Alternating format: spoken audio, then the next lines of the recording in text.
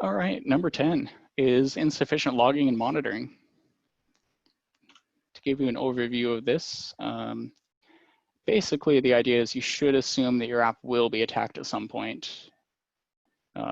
Don't count on being undiscovered or count on security through obscurity, that nobody's ever going to find this one backdoor that you left there. In the future, somebody will eventually find it. Attackers may avoid criminal punishment if you don't have an audit trail for evidence. So this is talking about insufficient logging, basically. If you're not logging anything at all and attackers get in and steal all your customers' data, and you get sued for it, then you're not even going to have any evidence to show that, hey, we were attacked and somebody else stole this. Your users might be pretty mad at you. Attackers can remain undetected in an environment for a very long time if you're not logging and monitoring things. That should go without saying. Without logging and monitoring, some attacks go from a slight chance of success to a guaranteed success, meaning only a matter of time before it's successful. An example of that is brute force attack. So brute force attacks can take a really, really long time because they're having to iterate through every possibility in the language for a password. But if you're not rate limiting invalid password attempts and you're not logging and you're not locking out users for those kind of things, then that goes from a slight chance of success where it might be discovered in time and then the attacker might be blocked to guaranteed success because that attacker is able to just let their script run for weeks or months or years before it's discovered at all that that attack is ongoing. Monitoring. Unless somebody is actually reviewing the logs, what's the point? I've seen this way too much in my job where I have to explain to users, since I'm in tech support, that they should be reviewing their logs and reports on a regular basis of the reports that show alerts of bad things happening in their environment or potentially bad things. Yeah, there might be a lot of false positives, but you're never going to find the actual attacks that are occurring unless you look at those reports and filter out the noise and refine the configuration of your monitoring to only show you anomalies that are worth looking at. And this is a common quote in cybersecurity. I'm not sure who actually to attribute it to, but it goes, prevention is ideal, detection is a must.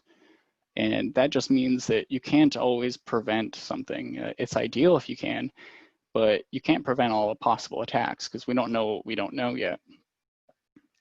So detection is a must because at least if you detect those attacks, you can study them and you can gather data on them and you can find ways to harden your app against them. So yeah, if nobody ever sees a fire going on, then it's never going to be responded to. That's bad. So the impacts that this can have, you can't react to attacks you don't know are happening, like I said. No answers or a timeline of events when attacker causes a business outage. And that can be really bad if you're an IT guy, an engineer trying to provide answers to your executives on why your website's down and you don't have any answers. Your job might be at risk.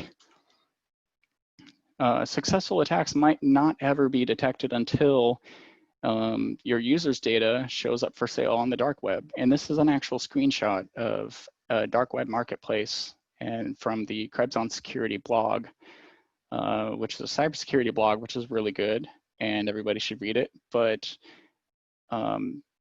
yeah, this screenshot shows some of our VerizonWireless.com, Airbnb.com, and eBay.com accounts for sale for really, really cheap.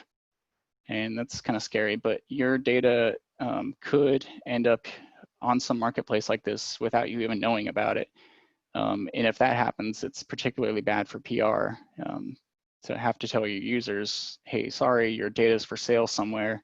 We don't know how or when it leaked from our database, but it's from our database probably. If you don't have answers, people are going to be angry. So prevention for this horrible attack or vulnerability, you want to ensure important events such as errors and failures are logged somewhere. If you aren't logging anything, like I said, you can't respond to it because you don't know about it. Ensure that information logged has enough context to be useful. This is an example error message I've seen in Windows before. It's my favorite one because it's the perfect example for insufficient logging and monitoring. It doesn't give you any context telling you what errored, what operation completed successfully, and it just gives you an OK button to accept that, even though you have no idea what it means, no context. Ensure logs don't only exist locally on the system. You want to store them remotely if possible, and if you have to only store them locally, you want to back them up. Even if you do store them just remotely for your app, you probably want to back those up too, because a hacker might get into that remote storage location for your system logs for your app from all your servers and delete any traces that they were there. So if you have backups of those or some other processes and procedures, then you can prevent that. Establish monitoring and alerting for anomalies.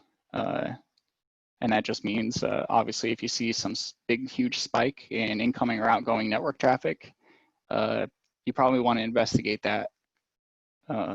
It could be somebody attacking your database or exfiltrating your entire database. And preferably set up some kind of alerts if you can, automate alerts for those anomalies that pass certain thresholds so that those go to somebody's actual phone for a human to respond. The last thing is create an incident response and recovery plan. This meme kind of describes or shows what I'm talking about perfectly, because there's a fire going on and the dog just says, "This is fine, everything's fine." It doesn't respond to it. So if you never respond to the fire in your house, I mean, it's eventually going to burn down and you're going to die. NIST has a great guide for this, for incident response and recovery.